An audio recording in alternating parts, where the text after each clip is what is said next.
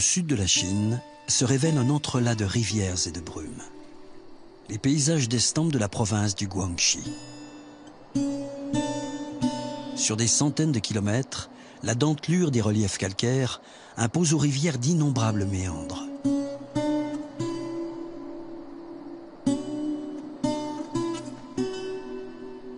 Ces lieux de songe et de légende sont les berceaux d'un art ancien qui garde jalousement son mystère.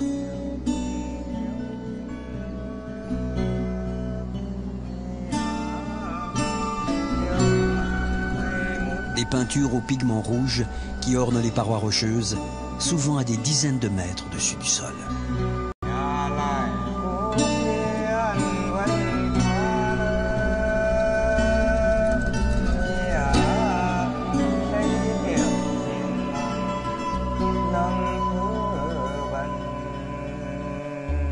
Qui étaient ces peintres de l'impossible?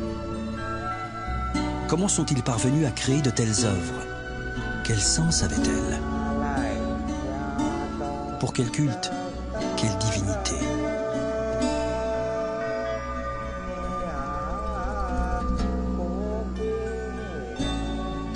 Depuis plus de 2000 ans, sur le site de Huashan, c'est même sur une falaise de 180 mètres que nous pouvons admirer leur travail saisissant.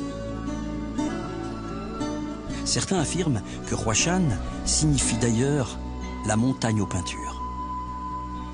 Huashan, le plus grand monument de l'art rupestre mondial.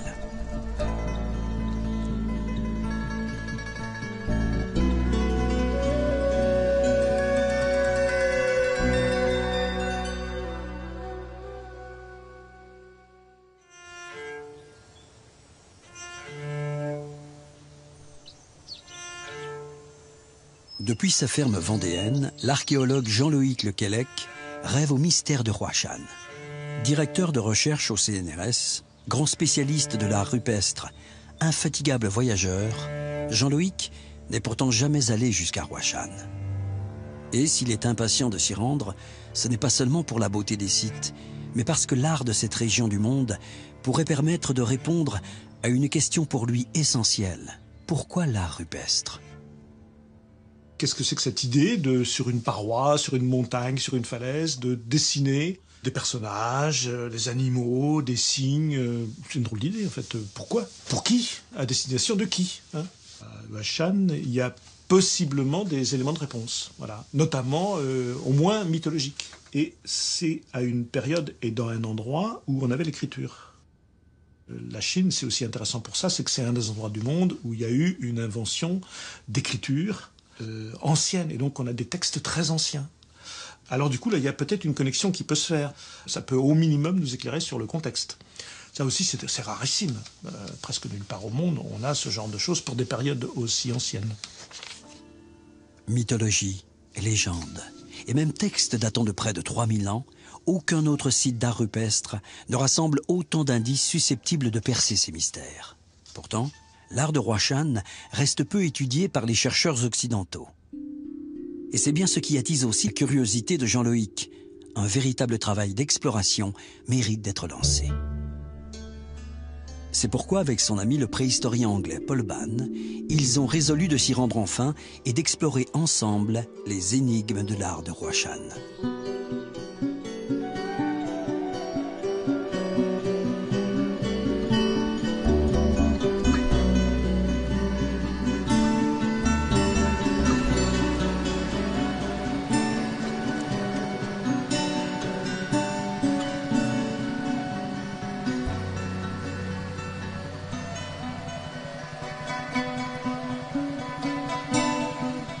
Voilà, Paul et Jean-Loïc ont tenu parole. Ils réalisent le rêve d'un voyage à Huashan.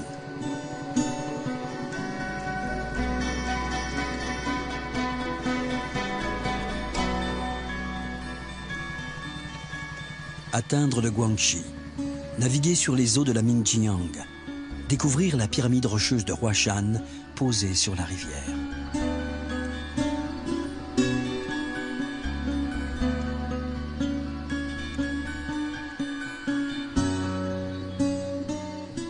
Que ressent-on lors d'un tel voyage?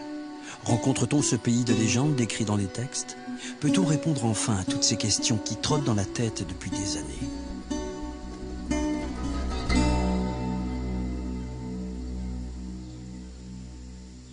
Il leur faut maintenant retoucher terre et approcher la réalité du site, tout d'abord en compagnie de Zhu Qiuping, l'archéologue chargé de la conservation des lieux, et de Grace, leur interprète chinoise. Ils observent tout d'abord la paroi peinte depuis la rive opposée. Alors, combien de figures peintes y a-t-il ici?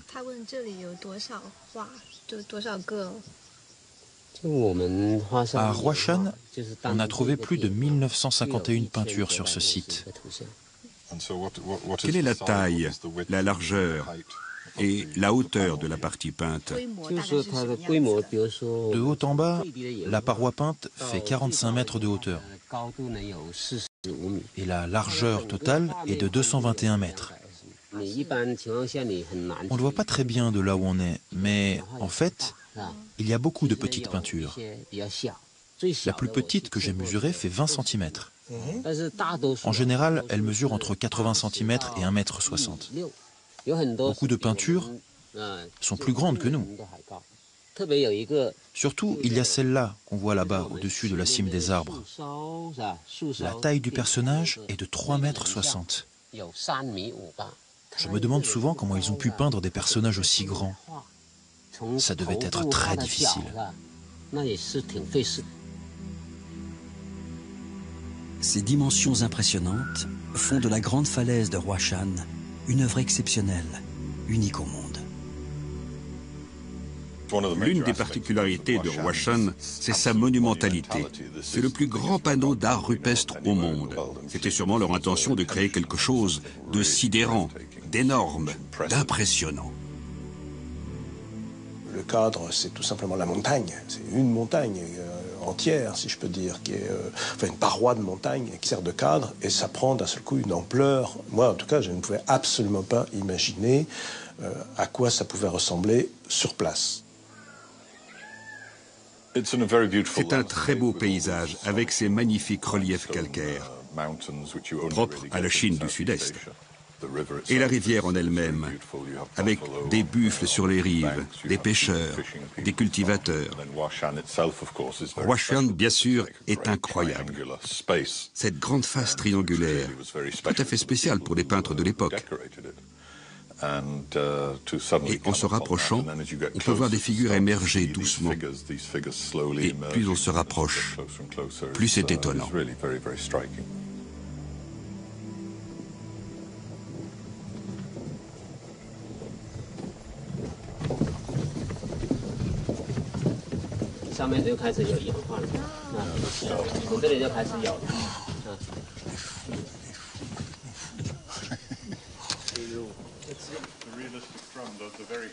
Ça passe aussi par des impressions physiques, parce qu'on est tout petit au pied d'une immense paroi, on est obligé de se pencher en arrière pour voir les choses. On est vraiment dominé, parce qu'on a quelque chose là de très très haut, ces personnages qui vous regardent d'en haut, c'est très impressionnant.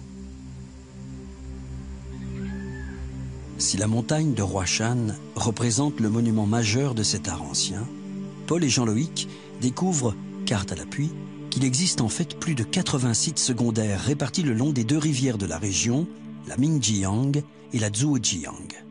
Sur les falaises à l'aplomb de ces rivières, les gisements se succèdent par dizaines.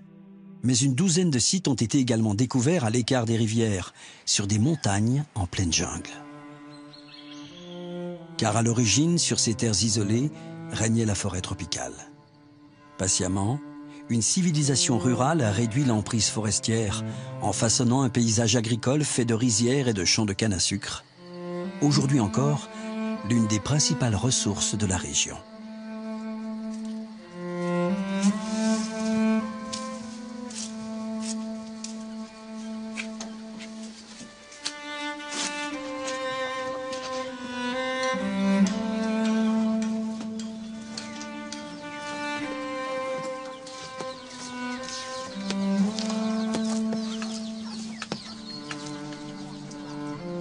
Ici, remonter le cours de la rivière, principale voie de circulation entre les grands massifs calcaires, c'est remonter le cours du temps. On est ici à des années-lumière de l'agitation effrénée des grandes métropoles du pays, ou même de Ningming, la ville la plus proche.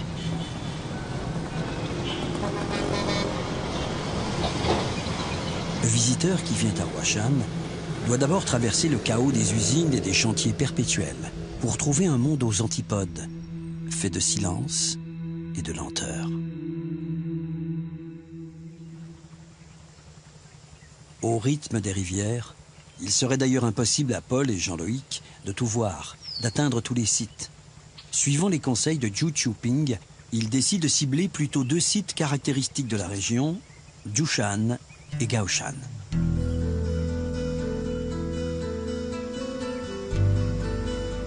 Pour les rejoindre, ils embarquent en amont de Huashan sur l'un de ces élégants bateaux à fond plat.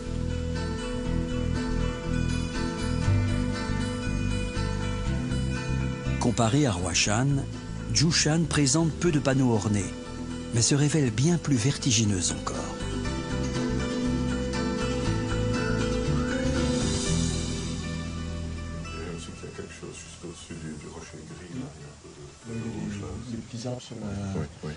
Une espèce de petit plateau là. Oui. Mais ils auraient pu se mettre là, effectivement, pour peindre, mais déjà rien pour grimper jusqu'ici.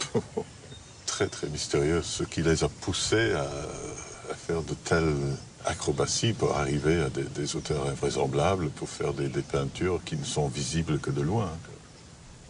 On dit souvent que pour une grande partie de l'art rupestre, il y avait une motivation très très forte, oui. Parce que c'est dans des lieux assez difficiles d'accès souvent. Oui. Mais là, il faut une motivation incroyable. Oui. Vraiment, ça s'improvise pas. C'est pas quelqu'un qui vient ici et qui dit tiens, je vais faire 2-3 peintures. C'est certainement une très longue préparation. Ils ont probablement risqué de leur vie, parfois, pour faire ces choses. Et alors pourquoi choisir ces endroits-là particulièrement? Oui.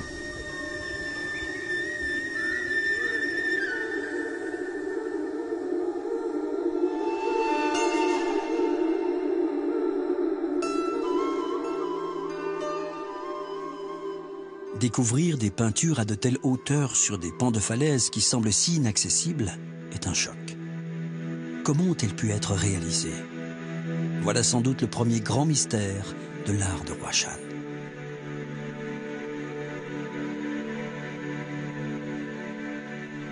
Paul et Jean-Loïc vont essayer de le percer en questionnant l'un de ses meilleurs connaisseurs, l'archéologue Qin Sai Luan, qui a consacré une grande partie de sa carrière à l'étude de ses peintures.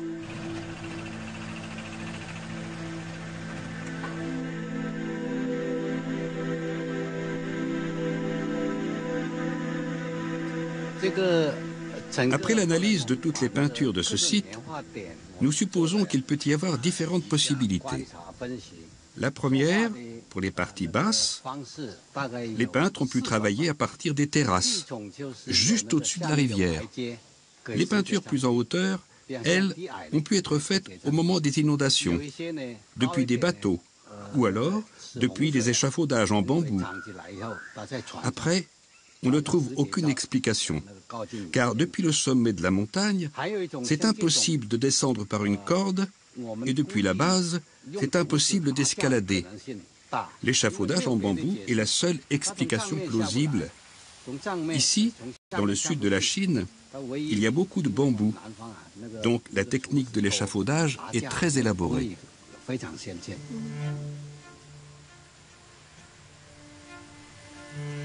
Qin Sai Luan ne retient finalement que 3 hypothèses: l'escalade, les cordes et les échafaudages. L'escalade, pourquoi pas? Mais comment l'artiste grimpeur emporte-t-il avec lui à de telles hauteurs le matériel et la quantité de pigments nécessaires? Et comment parvient-il à peindre de si grandes figures en étant agrippé à la paroi? Se suspendre à l'aide de cordes depuis le sommet de la montagne? Fantaisiste sur tous les plans. À Huashan, par exemple, l'inclinaison de la falaise placerait l'artiste pendulaire beaucoup trop loin de la surface rocheuse. L'hypothèse la plus réaliste reste celle des échafaudages. Il paraît raisonnable d'utiliser des échafaudages en bambou édifiés depuis le sol ou bien depuis la cime de grands arbres. Mais parfois, même cette hypothèse ne lève pas totalement le mystère. Et les végétaux comme les bambous ne se conservant pas, aucun vestige n'est venu la conforter. Quoi qu'il en soit, quel défi insensé. Quelle fut donc la motivation assez puissante pour pousser à un tel geste? Un rituel mystique? C'est à se demander si cela faisait partie du processus. Pouvoir dire « Regardez à quel point je suis intelligent, à quel point je suis courageux et même fou de faire ça si haut. Je peux faire cette peinture à une hauteur que personne ne peut atteindre. » C'est peut-être un moyen de montrer ses prouesses en tant qu'artiste, de montrer son courage, qu'on peut aller plus haut que tous les autres, atteindre un endroit impossible et pourtant réussir à y faire une très belle peinture. La paroi de Huaishan elle-même, les images, le panneau principal, les personnages sont organisés comme une espèce de pyramide humaine. On a vraiment l'impression de gens qui partent à l'assaut du sommet. Donc il y a quelque chose qui va dans ce sens d'une escalade. Et probablement dans une recherche de l'immortalité, de la montée au ciel. Jean-Loïc se remémore les recherches qu'il avait effectuées en France. Ces images sur la montagne lui rappellent d'anciens textes de la mythologie chinoise et les illustrations qui les accompagnent. Le fait d'utiliser la montagne comme une espèce d'ascenseur vers l'immortalité, c'est quelque chose qui est tellement présent qu'on a des estampes qui représentent des grands sages qui sont transformés en montagne, qui semblent transformés en montagne. L'une des plus célèbres représente Lao Tzu, qui est considéré comme le fondateur du taoïsme, et donc un immortel. Or, on a toutes ces traditions qui nous expliquent que les grands sages, au moment où ils sentent leur fin proche, grimpent sur une montagne, et arrivés au sommet, ils écartent les bras, et au moment où ils écartent les bras, leurs vêtements, leur grande cape, comme ça, se transforment en robe de plumes, et ils s'envolent, et ils deviennent immortels. Et là, l'image de Lao Tzu, c'est ça. Un être immortel, un grand sage immortel.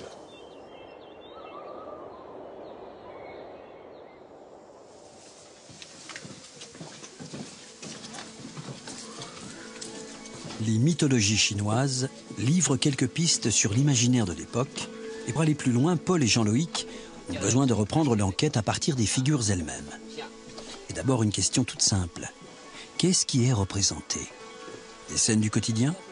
Des instants de la vie réelle? Ou bien est-ce tout autre chose? Nous sommes devant une paroi vraiment typique de l'art de Huaishan. Au centre, il y a cette grande figure de face qui semble représenter le personnage principal du panneau. Il porte une épée avec un pommeau circulaire et aussi une dague dans sa main droite. Sa tête semble coiffée d'un petit animal, alors qu'il se tient debout sur un autre animal énorme, celui-là. À l'évidence, c'est la figure centrale, le chef de la tribu. Tout autour, les autres personnages ont les mains levées. Beaucoup semblent accroupis, agenouillés, comme s'ils le vénéraient ou dansaient lors d'une cérémonie. Contrairement à beaucoup de représentations d'art rupestre qui évoquent des scènes de chasse ou de récolte, les peintures de Huaishan représentent plutôt une cérémonie, un culte sacré.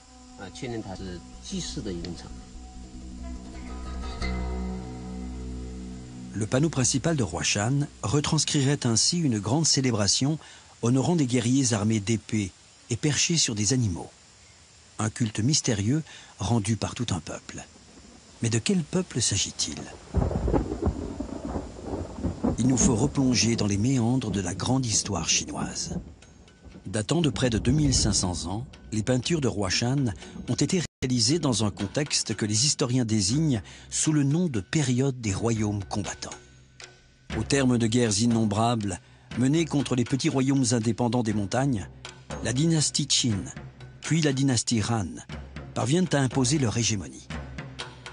En 221, l'empereur Qin Shi Huangdi remporte une victoire décisive qui fait définitivement basculer la région de Huaishan dans le giron de ce qui va devenir l'Empire Han. La civilisation Han influence alors les cultures locales et la tradition rupestre s'éteint progressivement. Les différentes méthodes de datation ont confirmé que les peintures ont été réalisées avant la conquête des Han. Pour les historiens, elles seraient donc l'œuvre d'un peuple autochtone, les Luo Yue, qui vivaient précisément dans ces montagnes il y a 2500 ans. Les membres d'une minorité appelée Zhuang sont considérés comme les descendants de ce peuple. Grâce aux Zhuang, les légendes Luo Yue se transmettraient encore aujourd'hui. Jean-Loïc est ravi d'écouter Zhu Qiuping évoquer l'une de ces légendes. Elle pourrait éclairer le sens du rituel qui s'est accompli ici durant des siècles.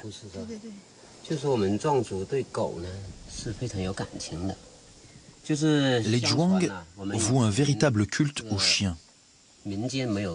Selon la légende, les Zhuang n'avaient pas encore le riz. Un génie a voulu les aider à avoir du riz à manger. Alors il a envoyé le chien au ciel voler du riz au dieu du tonnerre. Comme le chien était leur ami, il accepta, mais oublia de prendre un sac pour emporter le riz. Comme il était malin, il se roula dans le grenier du dieu et le riz se colla à sa fourrure.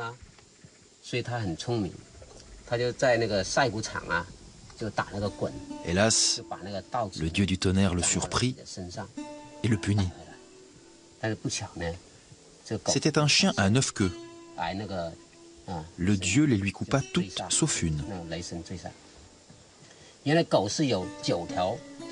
Le chien revint dans le monde des Zhuang avec quelques semences de riz encore collées à la seule queue qui lui restait.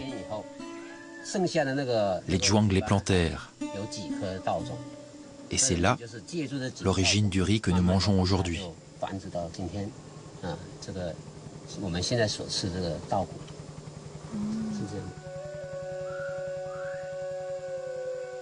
La légende du chien voleur de riz permet d'entrevoir l'un des cultes qui aurait été rendu à Huashan.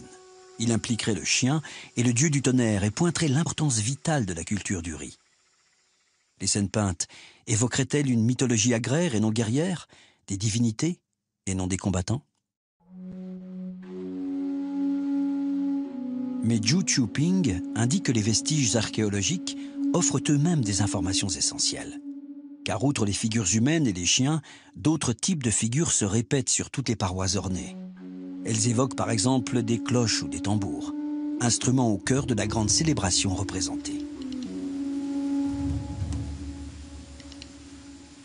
Zhu Qiuping décrit les représentations stylisées qui pourraient être celles des tambours, des cercles concentriques ou bien des cercles portant une étoile ou un soleil en leur centre.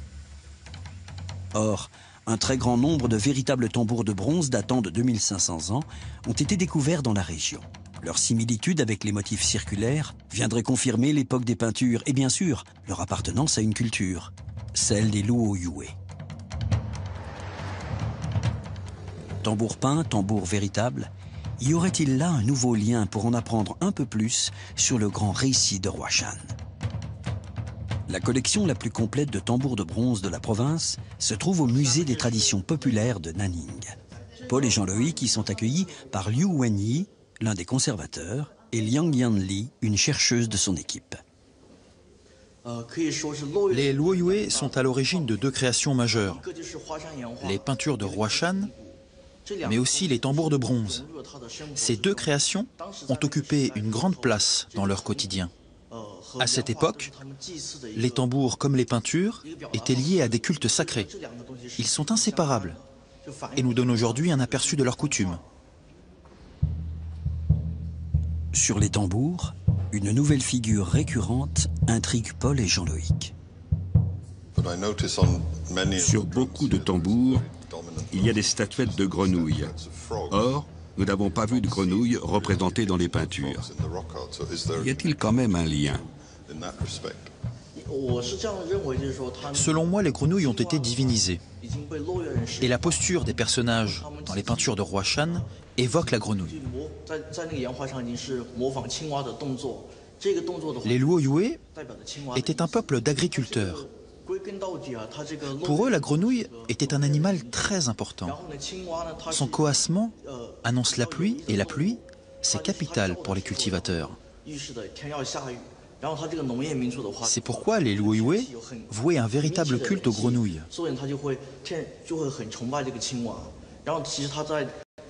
Chez les Zhuang, il y a aussi beaucoup de fables avec des grenouilles. Par exemple, la grenouille incarne le fils du dieu du tonnerre et il coasse pour demander la pluie.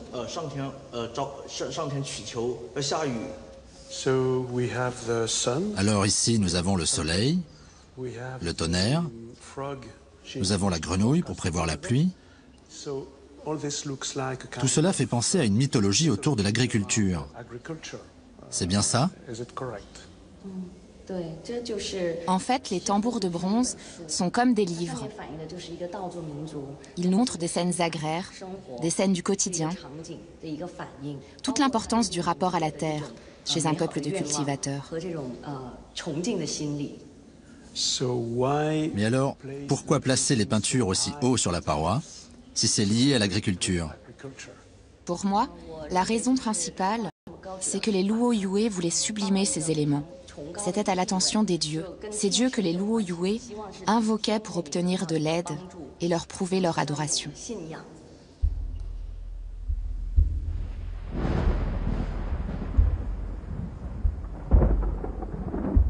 Ces objets et leurs ornements, représentés sur les peintures de Huashan, permettent d'admirer l'art des Luoyué et semblent confirmer l'hypothèse d'un rite agraire. L'art de Huashan se situerait ainsi à la croisée du quotidien et du spirituel. Or, les Zhuang, héritiers lointains des royaumes Luoyué, sont aujourd'hui encore un peuple de cultivateurs. Rencontrer la minorité Zhuang, serait-ce comme rencontrer les créateurs des tambours de bronze et surtout les auteurs des peintures, du grand récit originel de Huashan? Comment ne pas y songer? Paul et Jean-Loïc se rendent dans un petit village non loin de Huashan, en compagnie de Gan Shaozheng, conteur et chanteur en langue Zhuang. Grâce à lui, ils vont pouvoir rencontrer une famille de cette minorité.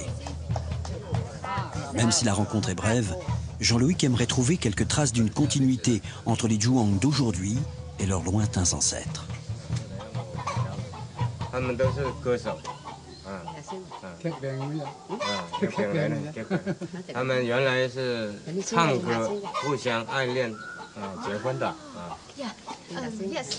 Ce sont les chanteurs de ce village. Et le plus étonnant, c'est qu'ils sont tombés amoureux lors d'un festival de chant. Alors il a chanté pour elle et elle a chanté pour lui. Ah, d'une façon traditionnelle. Oui, oui, d'une façon traditionnelle. Il a d'abord chanté pour elle.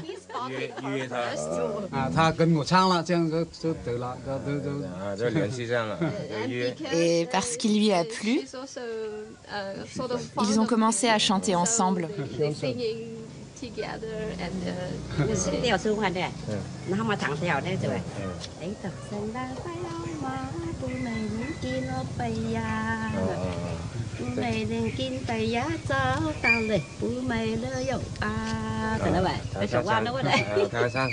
Ce qui frappe d'emblée, c'est que Grace, la traductrice, ne comprend pas ses interlocuteurs Zhuang.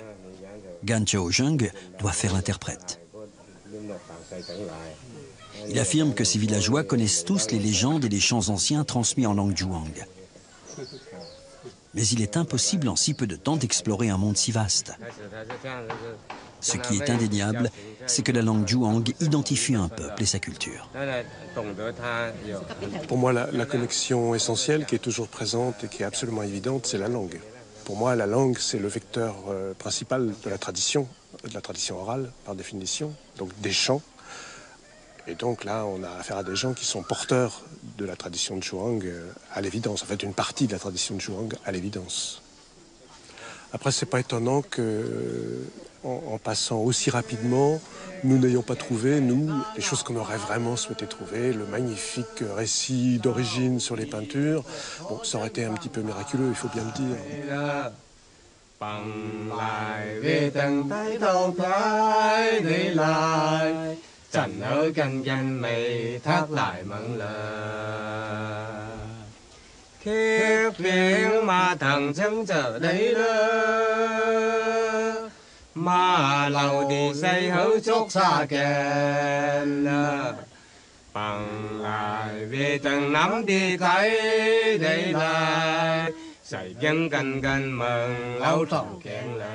Jour après jour, Paul et Jean-Loïc sentent que Roi Shan, malgré leurs espérances, ne livrera que des fragments de son mystère. Ils ont réussi à lever un coin du voile, mais il faudrait une enquête longue et approfondie pour établir l'existence d'un lien multimillénaire avec les Luoyue. Ils constatent cependant que tous, dans la région, restent marqués par les peintures. Tous sont impressionnés par la posture des personnages peints. Pour certains, il s'agit de la posture de la grenouille, l'animal divinisé et sculpté sur les tambours de bronze. Pour d'autres, il s'agit d'un geste clé d'un très ancien art martial appelé Wushu. Alors, culte agraire ou culte guerrier?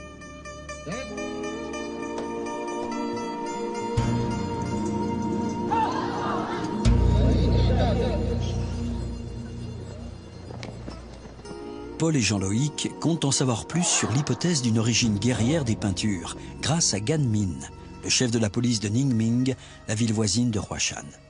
Car le policier est aussi et surtout maître de Wushu. La rencontre a lieu à l'école de Ningming, à l'issue d'une démonstration à l'échelle toute chinoise. Quelle est la connexion entre ça et l'art rupestre? Parce que ce qu'on voit là, c'est la figure qui est sur un panneau de Huashan. Quel est le lien entre ce qu'on vient de voir et les peintures de Huashan? Le Huashan Kan est un sport issu du Wushu, qui a été créé pendant la dynastie Zhou, entre 256 et 145 avant Jésus-Christ.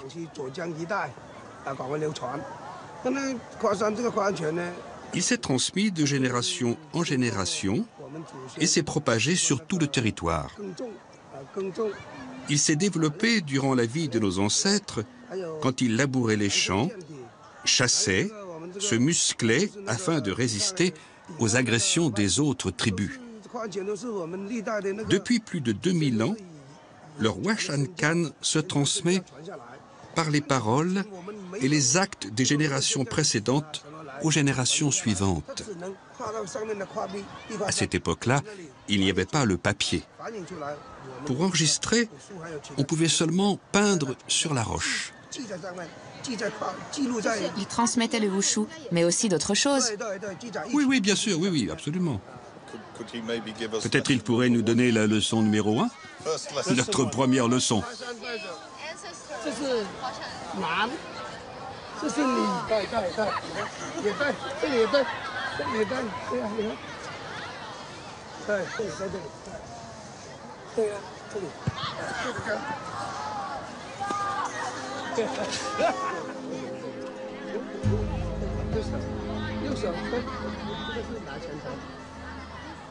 J'avoue que je suis un petit peu réservé sur les lectures contemporaines de ces images. Il y a par exemple 2 grandes lectures qui sont très fréquentes, que les gens racontent volontiers.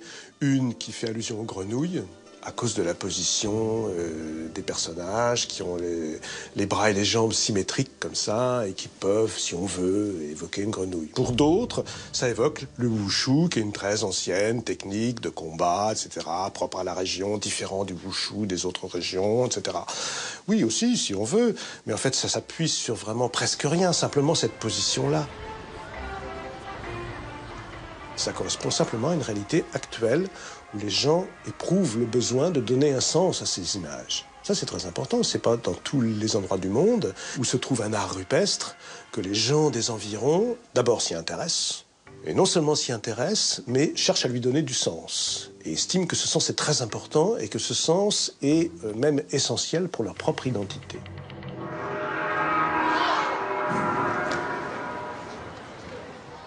Paul et Jean-Loïc comprennent peu à peu que dans la société chinoise actuelle cohabitent différents récits inspirés par les peintures. Rites agraires ou mythologie guerrière Tant pis si ces interprétations sont incompatibles. Les autorités n'hésitent pas à les fusionner dans un grand récit officiel, d'autant plus utile que le site est aujourd'hui candidat au patrimoine mondial de l'UNESCO. Partout, dans les hôtels, sur les serviettes de salle de bain, sur les lampadaires, sur les accotements de bord de route, on voit des images empruntées à l'iconographie de Huashan. Une dynamique est en marche. Elle met en œuvre de grands travaux d'aménagement et de mise en valeur des sites. Tout est redimensionné pour un accès massif au tourisme, mais aussi pour la sauvegarde des œuvres, avec par exemple une surveillance permanente par un circuit de caméras ou le lancement de programmes de relevé systématiques utilisant les dernières technologies. Paul et Jean-Loïc assistent d'ailleurs à une opération de relevé de la falaise de Huashan à l'aide d'un étrange procédé. Qu'est-ce que vous préparez ici avec cette machine? Ceci est un scanner laser 3D. Cette technique permet d'effectuer un relevé en 3 dimensions à 360 degrés. Quel est le lien avec le drone? Les deux travaillent ensemble? Le scanner 3D nous donne seulement le relief. Et le drone, lui, nous donne les informations visuelles. On reconstitue ainsi une vision panoramique en relief. En fait, nous combinons les données de 2 machines différentes. Les 2 outils ne travaillent pas ensemble, mais ils se complètent pour le rendu final. Le faisceau laser permet de cartographier avec une précision millimétrique le relief de la paroi peinte. En parallèle, cette même paroi est filmée en haute résolution par un drone. Les images et le relief scannés sont ensuite réunis par traitement informatique afin de reconstituer un relevé de la paroi en 3 dimensions avec une précision inédite. Paul et Jean-Loïc observent le résultat sur l'ordinateur du jeune ingénieur chargé du programme et sous le regard intrigué de Chin Tsai-Luan. Ce dernier avait, il y a une dizaine d'années, effectué un relevé exhaustif des peintures rupestres de la région, mais en utilisant une toute autre technique, à base d'aquarelle, bien plus artistique que numérique. À l'époque du premier relevé, un collègue dessinateur copiait les peintures de loin, avec une longue vue. Moi, je me tenais à côté pour l'aider avec une autre longue vue. Nous comparions au mieux avec l'original, mais les dimensions ne pouvaient être qu'une estimation.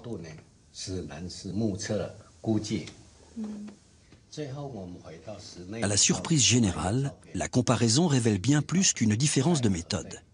Elle permet de découvrir l'évolution du panneau principal de Huashan, ou plus exactement, sa dégradation. Jean-Loïc demande s'il est possible de comparer sur les 2 relevés une petite figure qu'il affectionne, celle du bateau.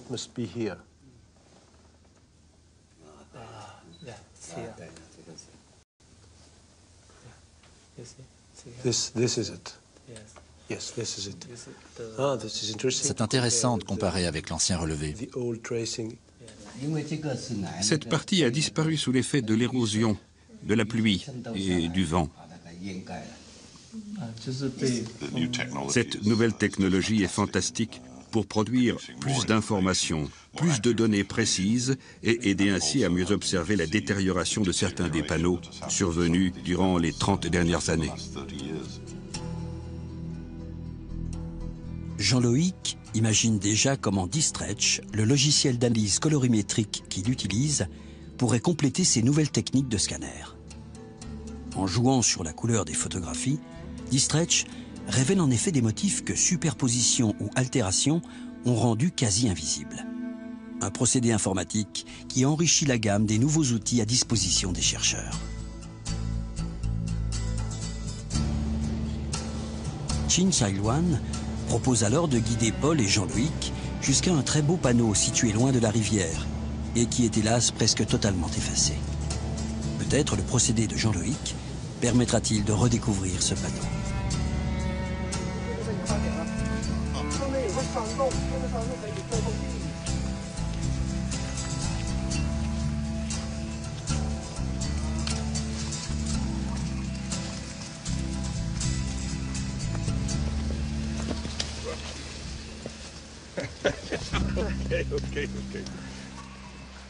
Les brumes humides détrempent les reliefs du comté de Fusui.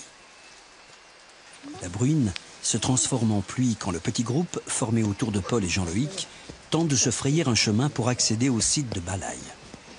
Le gisement cher à Chinsailuan n'est plus qu'à une centaine de mètres, mais la forêt dresse un dernier rempart.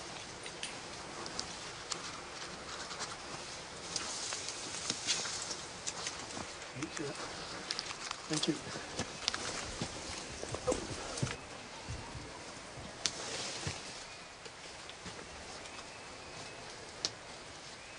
Le gros panneau en haut.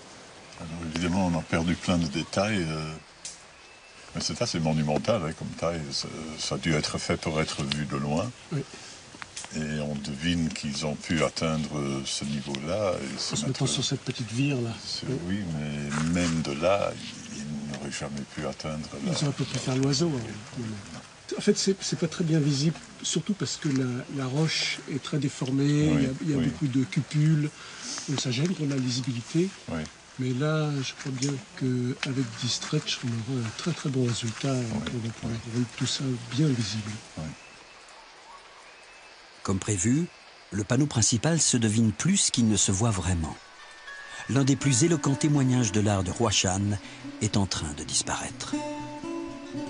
Mais l'intuition de Chinsailuan était juste.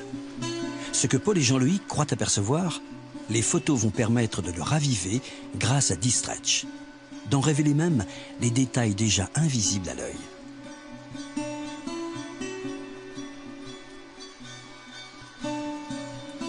Le groupe découvre d'autres peintures en rejoignant un abri sous roche en contrebas. Les figures clés de l'art de Huashan sont au rendez-vous. Personnages avec leur posture et graphisme typiques, tambours et chiens. Toujours les mêmes images, même à des kilomètres de la rivière. Ce qui me plaît énormément dans ce gisement, c'est que non seulement on est à l'abri de la pluie, mais on peut s'approcher vraiment, on est très très proche des figures, beaucoup plus proche qu'à Huashan, parce qu'ils sont descendus jusqu'ici, donc on peut vraiment voir la taille et la technique de ces peintures. C'est la première fois qu'on est à la hauteur des peintures, en fait. Oui. Et en plus, c'est un bel exemple d'un gisement d'art rupestre qui sert encore à des croyances actuelles. On voit les offrandes, les bougies et tout ça ici. Donc ça continue d'avoir un rôle dans le monde actuel. Cette façon de vénérer les peintures, c'est récent? Ou alors pensez-vous que ça a toujours été le cas? Pas forcément de cette manière, mais peut-on l'imaginer? Il y a beaucoup de rituels différents. Pour nous, les peintures sont le reflet d'une cérémonie. C'est comme une caméra qui enregistre les différents moments d'une cérémonie. Les offrandes aux dieux et aux ancêtres, les danses, etc.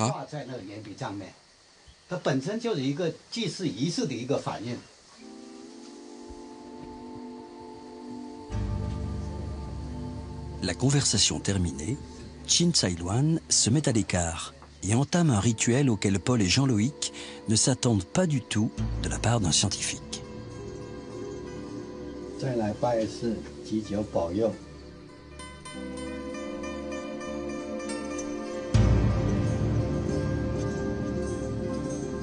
Dans la région de Huashan, Paul et Jean-Loïc sont témoins de l'utilisation d'un art ancien comme source de nouvelles croyances. Quoique le sens originel en soit perdu pour une grande part, le caractère sacré des peintures se perpétue au fil des époques. Aujourd'hui, la minorité zhuang voit dans ses peintures l'illustration d'un mythe fondateur, jusqu'à en faire son emblème identitaire. emblème que les autorités n'hésitent pas à promouvoir tant que sa valeur culturelle sert la grandeur chinoise.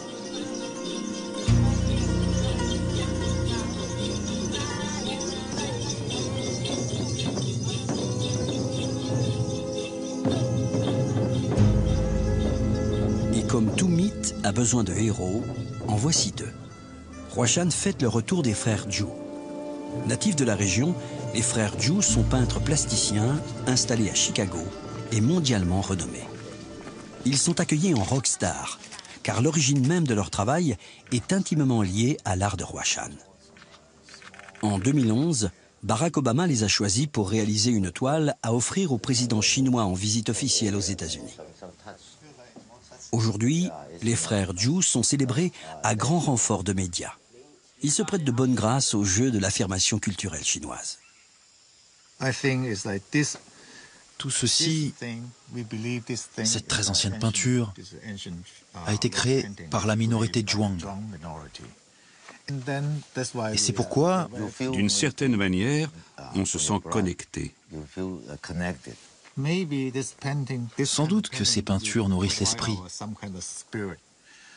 Quel est l'esprit de l'art contemporain? Quel est ce nouveau langage que l'on recherche, que tu recherches sans cesse? C'est quelque chose que l'on ressent ici, quelque chose de très basique, qui est là, depuis le début. Car pour l'art contemporain, tu as besoin de quelque chose de très fort, mais aussi de très silencieux et de très puissant.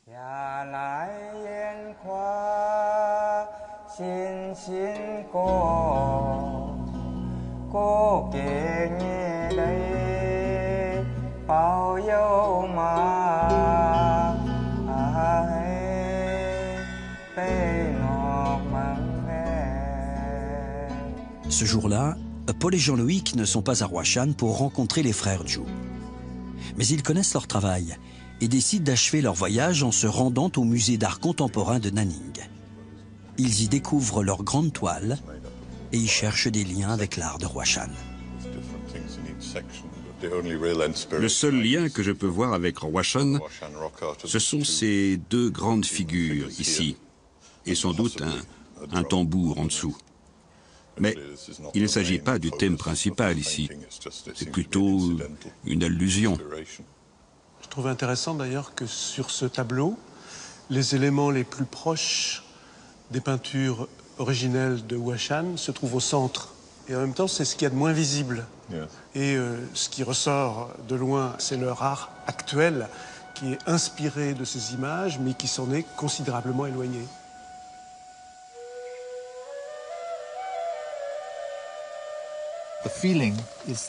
La sensation ici, c'est la liberté. Tout est question de sensation. Et ces peintres, il y a je ne sais pas combien de milliers d'années quand ils ont fait ces peintures. D'abord, ils n'avaient aucun croquis, pas de plan. Ils n'avaient que des couleurs très basiques. Et ils n'étaient pas préoccupés par des questions de goût. Ils sentaient que leur création était puissante, sacrée. Je pense que c'est comme un grand maître. Ouais, un grand maître. Ils étaient très confiants dans ce qu'ils faisaient.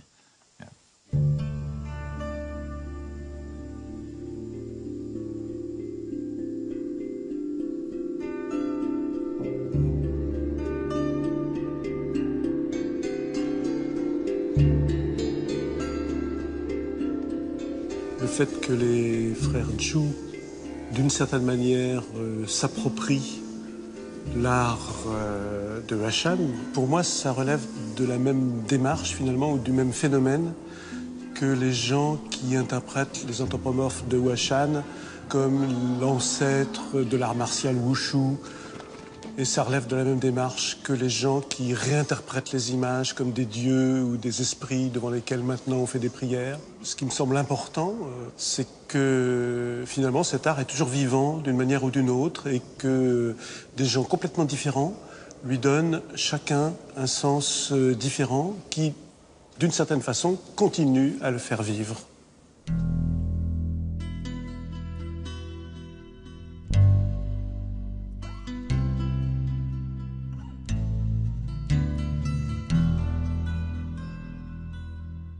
Paul et Jean-Loïc, cette première exploration aura permis de rassembler quelques indices pour élucider le sens des spectaculaires images de Huashan. Mais seulement des indices. De patientes recherches seront nécessaires, notamment auprès du peuple Zhuang, pour en obtenir davantage. Au terme du voyage, le plus inattendu pour eux aura sans doute été d'assister au rôle clé joué par cet art ancien dans la société contemporaine.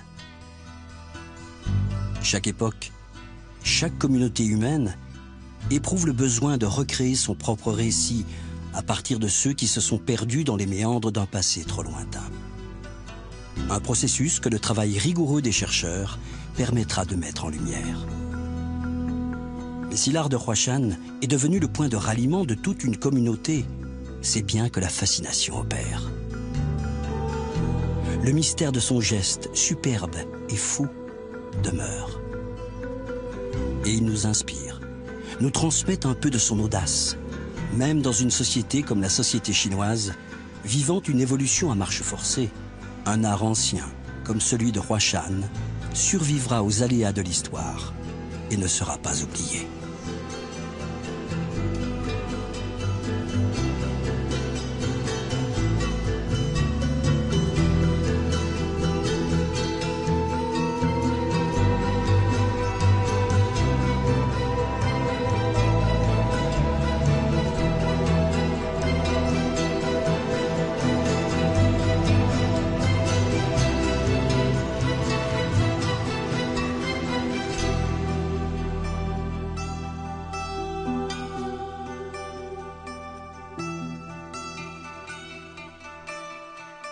Thank you.